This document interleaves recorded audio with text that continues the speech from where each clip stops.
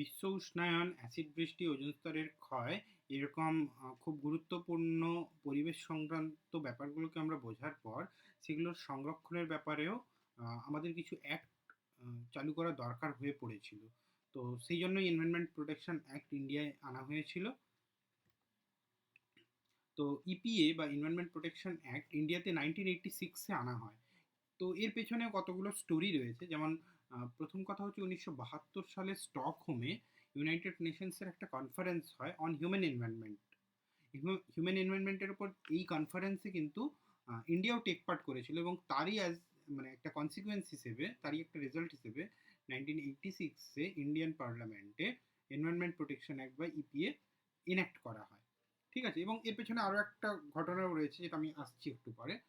But এটা কতগুলো অন্যান্য অ্যাক্টকে ফলো আপ করার পরে আমাদের ইপিএ অ্যাক্টটা এসেছিল। প্রথমে যেমন 1972-তে ওয়াইল্ড লাইফ প্রোটেকশন অ্যাক্ট পার্লামেন্টে পাস হয়। তারপরে হচ্ছে ওটাকে ফলো করে এয়ার প্রোটেকশন অ্যাক্ট, মানে air prevention and control of pollution, এই একটা 1981-এ চলে আসে। এবং বেসিক্যালি ডিসেম্বরের 2 তারিখ 1984 সালে ভোপাল গ্যাস ট্র্যাজেডি হলো। ওই ভোপাল গ্যাস ট্র্যাজেডিতে মানে প্রচণ্ড মানুষের ক্ষতি হতে শুরু করলো, এবং সেটা কেমিক্যালি ক্ষতি হলো, যেটা কিন্তু রিভার্সিবল কোনো প্রসেস ছিল না ঠিক করার মতো। তো সেইটাকে মাথায় রেখে পরে এনভায়রনমেন্ট এবং সেখানে মানুষজনের স্বাস্থ্যের উন্নতির কথা মাথায় রেখে এই ইপিএ প্রোটেকশন অ্যাক্টটাকে প্রথমে আনা হয়। তো জেনারেলি যেটা হচ্ছে এই অ্যাক্টের 4খানা চ্যাপ্টার আছে, তার মধ্যে 26 সেকশনস আছে, এবং প্রথম চ্যাপ্টারগুলোতে প্রিলিমিনারি ইনফরমেশনস রয়েছে, যেমন short title, extent date, date of commencement, আর কিছু ডেফিনিশনস রিগার্ডিং এনভায়রনমেন্ট প্রোটেকশনস, কিছু ডেফিনিশনস রয়েছে। এবং তারপরে বিভিন্ন একটা সময়ের টাইম বাউন্ড রয়েছে, যেখানে গভর্নমেন্ট, সেটা বোথ স্টেট অ্যান্ড সেন্ট্রাল, তারা মিলেমিশে এনভায়রনমেন্টের উন্নতির জন্য কিছু অ্যাক্ট ইম্পোজ করবে বিভিন্ন স্থানে, এবং এনভায়রনমেন্টের সিকিউরিটি বা এনভায়রনমেন্টকে বাঁচিয়ে রাখার জন্য কী কী স্টেপস নেওয়া যেতে পারে সেই জিনিসগুলো রয়েছে। তাহলে ইপি এর দুটো ব্যাকগ্রাউন্ড আমাদের মনে রাখতে হবে। একটা হচ্ছে ভোপাল গ্যাস ট্র্যাজেডির পরে পরে ইপিএটাকে ইন্ডিয়ান গভর্নমেন্ট এনঅ্যাক্ট করতে শুরু করে, এবং তার পেছনে বেসিক্যালি ইন্টারন্যাশনাল যে ব্যাকগ্রাউন্ড ছিল সেটা হচ্ছে স্টকহোমে 1972-তে হিউম্যান এনভায়রনমেন্টের ওপর ইউনাইটেড নেশনসের কনফারেন্স। সো এই ইপিএ অ্যাক্টের মেন এইমস আর অবজেক্টিভস কী ছিল? অবভিয়াসলি আমি একটু আগেই তোমাদের বললাম 1972-তে স্টকহোমে হিউম্যান এনভায়রনমেন্টের উপর কনফারেন্স হয়েছিল, ফলে সেই কনফারেন্সের যে সমস্ত ডিসিশনসগুলোকে নেওয়া হয়েছিল ইন্ডিয়াতে তার করেসপন্ডিং এলিমেন্টসগুলোকে আমরা এনঅ্যাক্ট করাতে চেয়েছিলাম এই ইপিএ অ্যাক্টের মাধ্যমে। তো ওই কনফারেন্সের যা কিছু ডিসিশন ছিল সেটা ইন্ডিয়া সেন্ট্রিক মানে ইম্পোজিশনের জন্য বেসিক্যালি এই অ্যাক্টটাকে আমরা এক্সটেন্ড করেছিলাম। ঠিক আছে, এবং সেখানে বেসিক্যালি অনেক জিনিস বলা হয়েছিল, যেমন যদি আমরা সেই সমস্ত রুলসগুলোকে না মানি যেগুলো ইপিএতে রয়েছে, তাহলে কী কী ধরনের পেনাল্টি হতে পারে, এবং সেখানে জেল থেকে শুরু করে 1 লাখ অবধি ফাইন, এই সমস্ত কিছুর কথাই কিন্তু বলা রয়েছে। এছাড়াও আর্টিকেল 21-এর রাইট টু লাইফ, এই এই অ্যাক্টটাকেও প্রোটেক্ট করার চেষ্টা করা হয়েছে ইপিএ অ্যাক্টে। ওকে, তো এর আরও অন্যান্য ডিটেলিং আছে, যেমন বললাম 4খানা চ্যাপ্টার এবং 26খানা সেকশনস রয়েছে। সো পুরো ডিটেলিংয়ে যেতে আমরা পারবো না, বাট আমাদের মেন থিমটা এটাই রাখতে হবে যে স্টকহোমে যে ডিসিশনসগুলোকে নেওয়া হয়েছিল সেগুলোকেই এখানে ইমপ্লিমেন্ট করা হচ্ছে। ঠিক আছে, এরপরে আমরা চলে আসছি air prevention and control of pollution এই অ্যাক্টের আওতায়।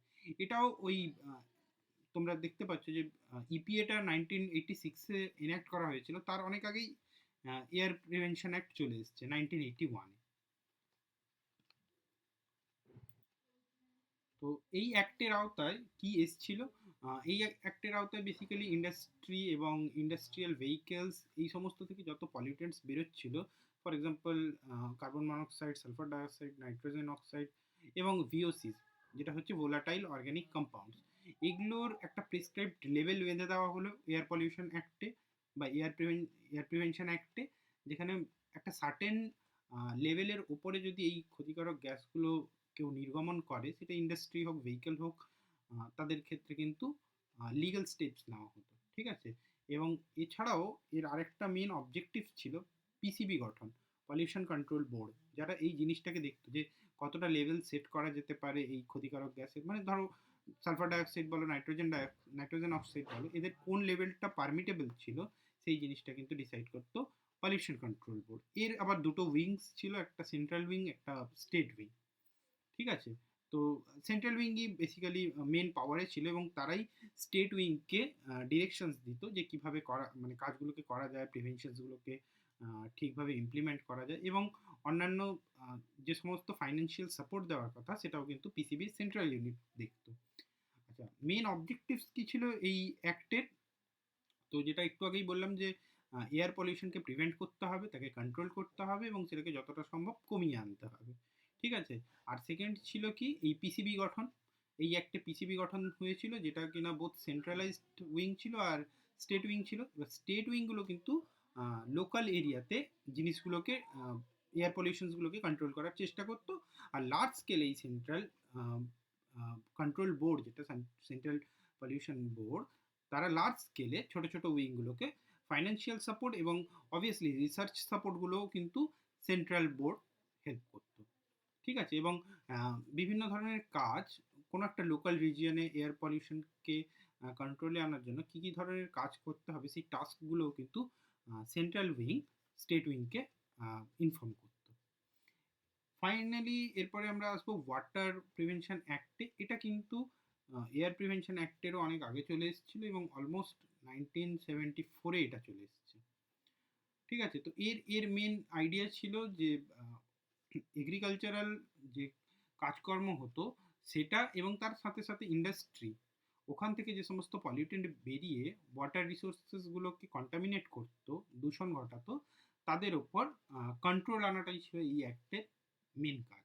এক্ষেত্রেও সেম এয়ার পলিউশন অ্যাক্টে যেমন আমরা পিসিবি গঠন করেছিলাম, এখানেও সেম পিসিবি গঠন করা হয়েছিল, পলিউশন কন্ট্রোল বোর্ড তৈরি করা হয়েছিল, যার সেন্ট্রাল উইং এবং স্টেট উইং দুটোই ছিল। এবং ওখানেও যেমন সেন্ট্রাল উইং স্টেট উইংকে মানে ডিফারেন্ট টাইপস অফ অ্যাডভাইস দিত, এখানেও তাই তাই হতো। ইভেন এই সেন্ট্রাল উইংগুলো গভর্নমেন্টকেও বিভিন্ন পলিসির ব্যাপারে, সেটা ওয়াটার পলিউশন হোক বা এয়ার পলিউশন হোক, সেই ব্যাপারেও কিন্তু সলা পরামর্শ বা অ্যাডভাইস দিতে থাকতো। ঠিক আছে, তো পিসিবির মেন কাজ কি ছিল? পিসিবির মেন যে কাজগুলো ছিল সেগুলো হচ্ছে যত ওয়াটার রিসোর্সেস রয়েছে, সে রিভার থেকে শুরু করে লেক থেকে শুরু করে যে কোনো স্ট্রিমলাইন ফ্লো, সেখানে কিন্তু যতটা সম্ভব ক্লিনলিনেস বজায় রাখা যায় সেই ফ্যাক্টরটা কিন্তু সেন্ট্রাল পিসিবি লক্ষ্য রাখত। এবং লোকাল সুয়েজ বা ট্রেড ইনফ্লুয়েন্সগুলোকে ডিল করার জন্য স্টেট পিসিবি কাজ করত। ওকে, নেক্সট আসছি আমরা ওয়াইল্ড লাইফ প্রোটেকশন অ্যাক্ট। এটাও অনেকটাই আগে চলে এসেছিল আমাদের ইন্ডিয়াতে। ইনফ্যাক্ট 1972-তে এই পলিসিটা এনেক্টেড হয়।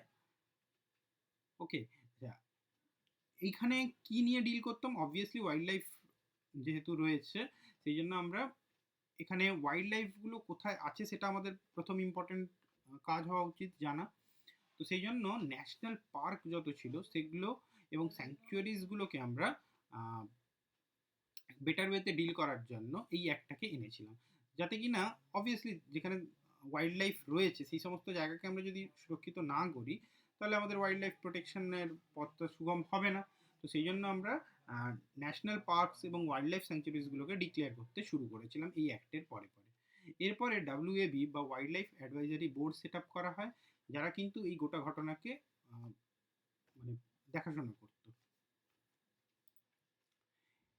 এই ডাব্লিউএবির আরেকটা যেটা বড় কাজ ছিল সেটা হচ্ছে আমাদের কনস্টিটিউশনের অ্যাক্টে যে সমস্ত স্পেসিফিক অ্যানিম্যালগুলোকে জানিয়ে দেওয়া হয়েছিল, যাদের হান্টিং খুব বিপজ্জনক বলা হয়েছিল এবং লুপ্তপ্রায় যে সমস্ত প্রাণী ছিল, তাদের হান্টিং যাতে বন্ধ করা যায় বা তাদের হান্টিংয়ের উপর যাতে লক্ষ্য নজর রাখা যায়, সেই জন্যও কিন্তু ডাব্লিউএবি বোর্ডটা গঠন করা হয়েছিল এবং ডাব্লিউএবি বোর্ড এই জিনিসটাকে খুব ক্রিটিক্যালি কিন্তু চেক করতো। ঠিক আছে, এরপরে হচ্ছে এই বিল মানে এই অ্যাক্টগুলো যেমন ওয়াইল্ড লাইফ প্রোটেকশন অ্যাক্ট, এদের ওপর কতগুলো কারেকশনস হয় যেগুলোকে আমরা অ্যামেন্ডমেন্ট বলে থাকি। তো সেই অ্যামেন্ডমেন্টে পরে অনেকগুলো জিনিস অ্যাড হতে থাকে, তার মধ্যে ক্রিয়েশন অফ কমিউনিটি রিজার্ভ এটাকেও ইন্ট্রোডিউস করা হয়, এবং পরে এই ওয়াইল্ড লাইফ প্রোটেকশন অ্যাক্টের ভেতরে কিন্তু মাছকেও মানে ইনক্লুড করে নেওয়া হয়। ওকে, ফাইনালি আমরা এসেছি ফরেস্ট কনজারভেশন অ্যাক্টে। এটা 1980s প্রথম নিয়ে আসা হয় ডিফরেস্টেশনকে মানে যাতে ডিফরেস্টেশনকে আমরা বাধা দিতে পারি সেই জন্য। একটা হিউজ ডিফরেস্টেশনের জন্য গ্লোবাল ওয়ার্মিং অবশ্যই দায়ী। তো সে কারণে 1980s আমরা ডিফরেস্টেশনটাকে কমিয়ে দেওয়ার জন্য ইন্ডিয়াতে ফরেস্ট কনজারভেশন অ্যাক্টটাকে আনি। তো অ্যাকচুয়ালি ফরেস্ট কনজারভেশন অ্যাক্টকে বুঝতে গেলে তোমাকে আগে 1927-এ চলে যেতে হবে, ইন্ডিয়ান ফরেস্ট অ্যাক্টে, যেখানে কিন্তু গভর্নমেন্টকে সমস্ত ফরেস্টের পাওয়ার দেওয়া হয়েছিল। ঠিক আছে, যাতে কিনা ওরা সমস্ত রিজার্ভড ফরেস্টগুলোর ওপর মানে লক্ষ্য নজর রাখতে পারে। ওকে, এবং সেই সমস্ত ফরেস্টগুলোতে বায়োডাইভার্সিটি কি হবে সেগুলোও দেখতে পারে ওরা। কিন্তু যেটা প্রবলেম হয়েছিল 1972-র পরে, মেনলি গভর্নমেন্ট টিম্বারের ওপর ফোকাস করেছিল, এবং সেখান থেকে তার ফাইন্যান্সিয়াল রেভিনিউ জেনারেট করার দিকেই গভর্নমেন্ট নজর দিচ্ছিল, এবং অ্যাজ আ হোল ফরেস্টকে বাঁচানো বা তার রক্ষণাবেক্ষণ নিয়ে কিন্তু খুব একটা গভর্নমেন্ট ডিল করতো না। বাট অবভিয়াসলি এর পরে পরে 1980s যখন ফরেস্ট কনজারভেশন অ্যাক্ট হয়, তখন শুধুমাত্র ফরেস্ট থেকে রেভিনিউ জেনারেট না করে সেটাকে কিভাবে মানে সুদূর প্রসারী করা যায়, তার স্থায়িত্বকে কিভাবে বাড়ানো যায়, সেই দিকে কিন্তু এই কনজারভেশন লটা বা এই কনজারভেশন অ্যাক্টটা হেল্প করেছিল। ওকে, আর কি হয়েছিল, অবভিয়াসলি এই সমস্ত ফরেস্টের যে ন্যাচারাল সয়েল এবং ওয়াটার, জল এবং মাটি রয়েছে, তার রক্ষণাবেক্ষণের দায়িত্ব কিন্তু এই অ্যাক্টের মাধ্যমে গভর্নমেন্ট নিজের হাতে নিয়ে নেয়।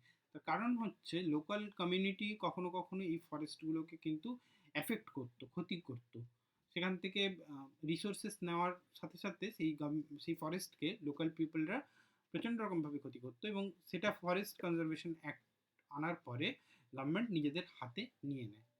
ঠিক আছে, এবং সেটাকে বেসিক্যালি একটা ন্যাচারাল হেরিটেজ হিসেবে ঘোষণা করে।